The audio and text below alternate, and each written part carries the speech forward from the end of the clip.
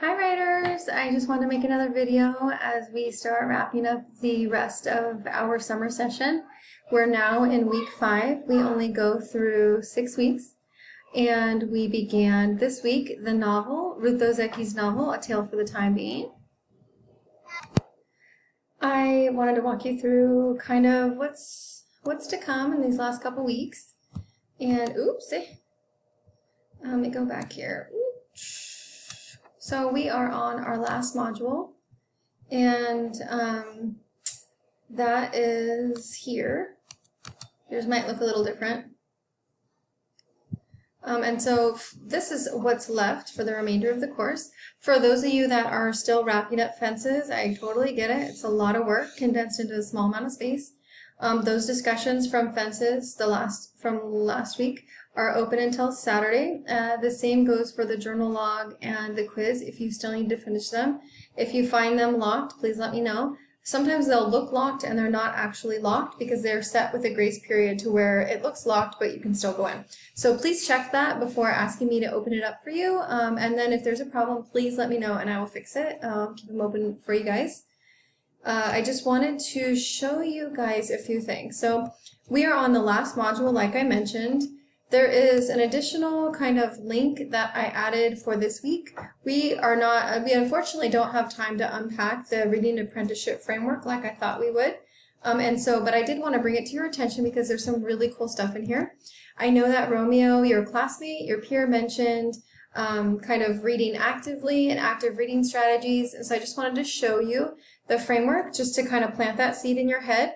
All of us are working on our reading comprehension and our reading strategies and our active reading to where we are strengthening that reading muscle. It typically isn't something that we get strengthened until we get a little bit older, depending on our experience with books early on. And even as college students, we are continually learning and growing and building on the skills that we have. With the framework here, we have 4 dimensions. We have the social dimension here. We have, which includes creating safety, so feeling safe, that social dynamic. It's a little bit different when we're in an online course, and there's some positives and negatives to it. The positives are that we have a certain amount of anonymity, which can actually help us feel a little bit safer.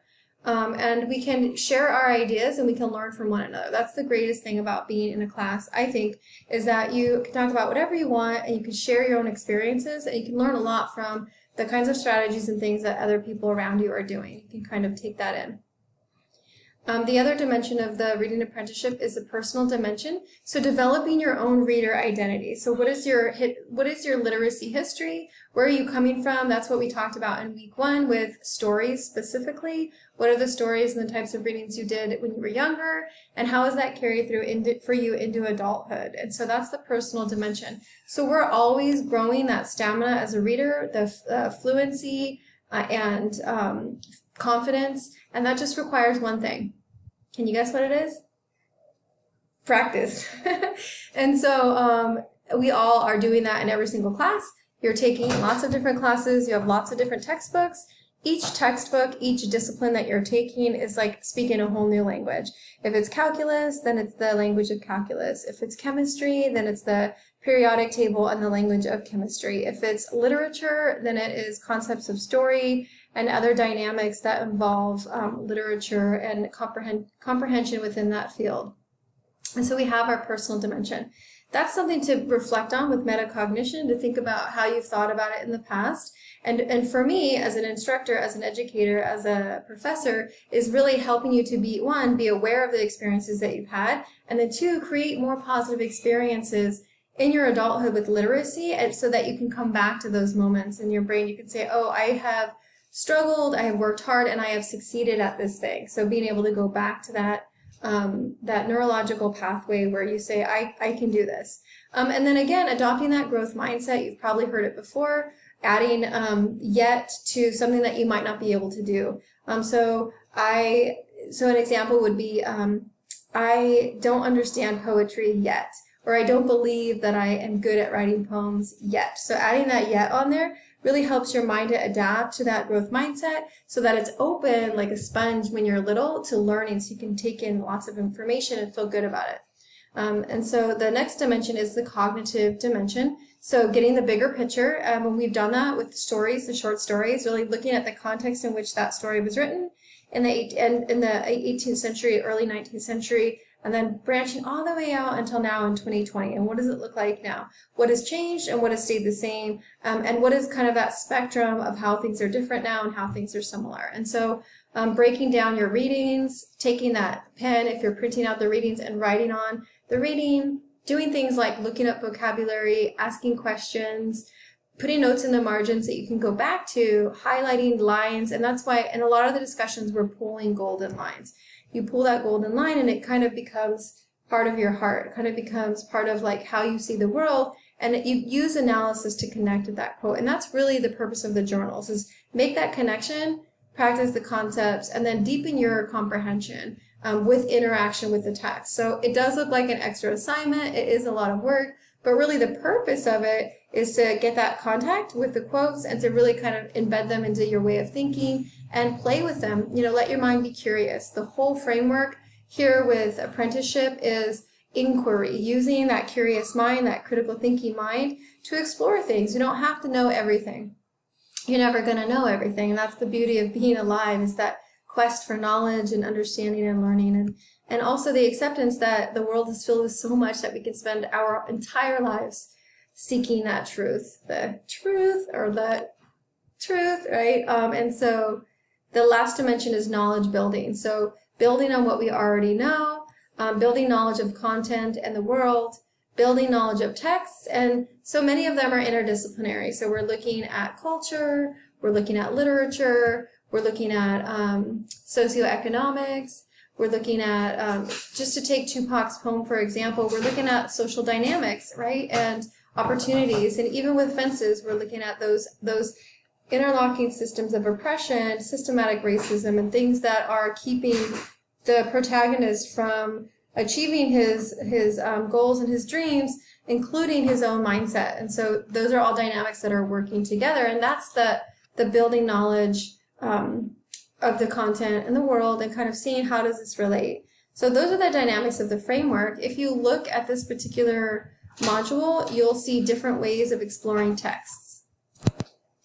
So the module has the framework, which is what we just looked at. It has an activity called a Think Aloud. That's where you read, while you're reading, you're thinking out loud what's going on inside your head, reactions, thoughts, connections that you're making, predictions that you're making. It feels weird because we're not trained to think out loud while we're reading, but it's such a useful activity.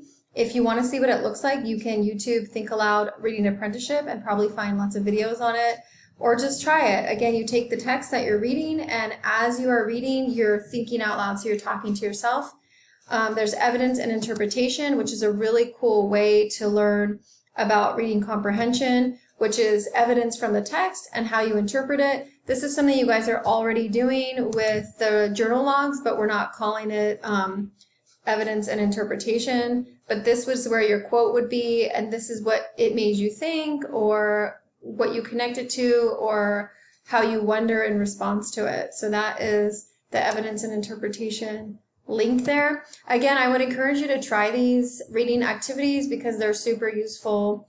Another thing on here that I made this summer just before our class started, after doing a workshop for adult learning styles, is the different ways that we learn as adults. And we're taught these in some capacity, but it's important to try and understand and to become closer to understanding your own dominant learning style, because we each have different ways that we intake information, and understanding what excites you and how you receive information in the most effective way for you specifically is important for you to understand. If you're an auditory learner, then you're going to want to do what Angela does, and you're going to want to listen to audiobooks, because that's a way to help you take in information. Maybe you're reading at the same time, but being able to hear it is helpful.